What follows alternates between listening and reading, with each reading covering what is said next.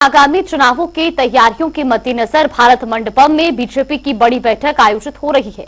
इसी बीच हरियाणा की विधानसभा स्पीकर ज्ञानचंद गुप्ता ने जनता टीवी के साथ खास बातचीत की। क्या कुछ उन्होंने कहा वो भी सुनवाते हैं।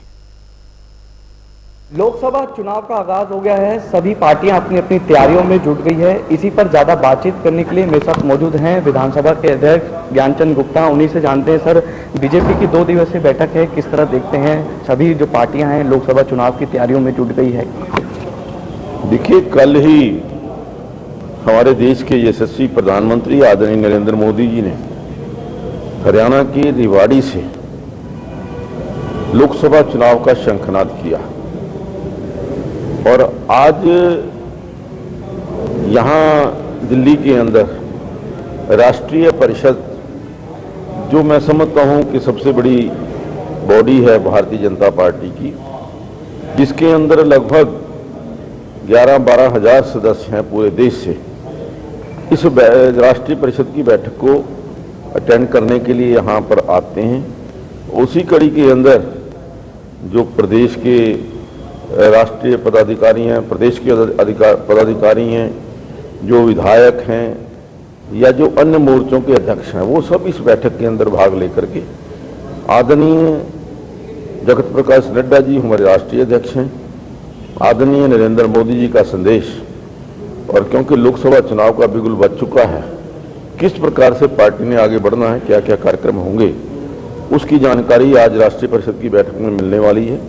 लेकिन एक बात लगभग तय हो चुकी है कि इस आने वाले लोकसभा 2024 के चुनाव के अंदर तीसरी बार आदरणीय नरेंद्र मोदी जी देश के प्रधानमंत्री बनने जा रहे हैं, इसको कोई रोक नहीं सकता। कल रेवाड़ी में भी जिस तरीके से उन्होंने कहा अब की बार एनडीए 400 पार, तो क्या लगता है कि जो 2024 में लोकसभा चुनाव में कितना हरियाणा से बात करें तो किस तरह से देखिए, हरियाणा में तो कोई किसी भी प्रकार का संदेह नहीं कि 10 की 10 सीटें भारतीय जनता पार्टी फिर से दोबारा हरियाणा प्रदेश के अंदर जीत करके आएगी।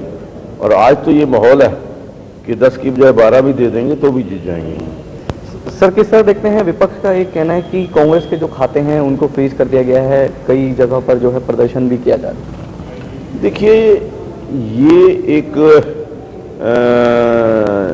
जो सुप्रीम कोर्ट का निर्णय इलेक्टोरल बॉन्ड को लेकर के, या जो जिस प्रकार से अगर कहीं पे गलत प्रकार से ट्रांजैक्शंस हुई हैं, उनको जानने के लिए, उनकी जानकारी लेने के लिए, जो अगर वो ठीक होंगे तो खुल जाएंगे, अगर गलत होंगे तो बंद रहेंगे। विधानसभा का सत्र भी सर जो है शुरू होने वाला है, किस तरह देखते हैं?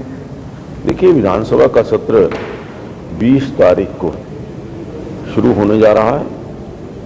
सत्र पहले दिन आदरणीय राज्यपाल जी का अभिभाषण होगा, उसके पश्चात राज्यपाल अभिभाषण पर चर्चा होगी, फिर आदरणीय वित्त मंत्री जी जो हमारे मुख्यमंत्री हैं वो बजट प्रस्तुत करेंगे। बजट पर चर्चा के पश्चात बजट भी स्वीकृत होगा और इस सत्र के दौरान अभी तक लगभग 450 जो स्टार क्वेश्चन हैं और लगभग 196 जो क्वेश्चन है वो अनस्टार्ड क्वेश्चन अभी तक आ चुके हैं। 42 जो हैं वो ये कहिए कॉल अटेंशन मोशन वो आए हैं, उनमें से कौन से लगेंगे कौन से नहीं लगेंगे ये आगे तय होगा। सर, किसान आंदोलन को देखते लगातार जो है किसान प्रदर्शन कर रहे हैं, बॉर्डर पर जिस तरीके से दिल्ली की तरफ लगातार जाने का प्रयास कर रहे हैं।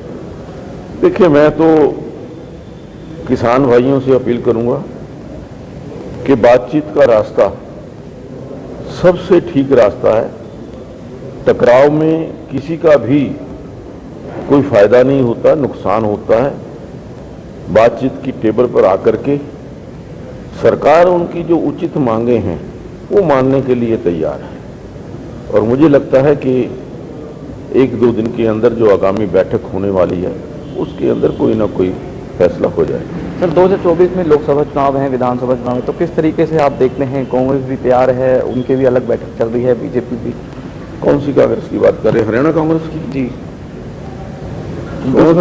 उसमें भी एसआर के एक तरफ वो चल रहा है हर घर। तो वहां पर तो 4 कांग्रेस है।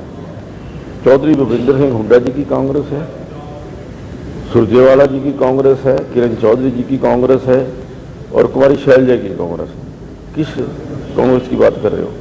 कांग्रेस के वरिष्ठ नेता है कैप्टन अजय यादव, वो भी कहीं ना कहीं वो एक पांचवा ग्रुप है, वो अपने आप अलग हो गए हैं उनसे, कहीं ना कहीं नाराज नजर आते हैं।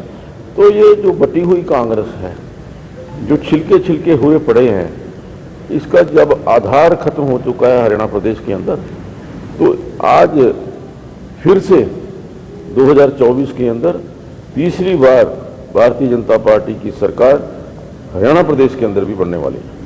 देखिए, ये थे मेरे साथ ज्ञानचंद गुप्ता, जिनका साफ तौर पे यही कहना है, चाहे लोकसभा चुनाव की बात हो या विधानसभा चुनाव की बात हो, भारतीय जनता पार्टी जो है भारी बहुमत से जीत हासिल करेगी।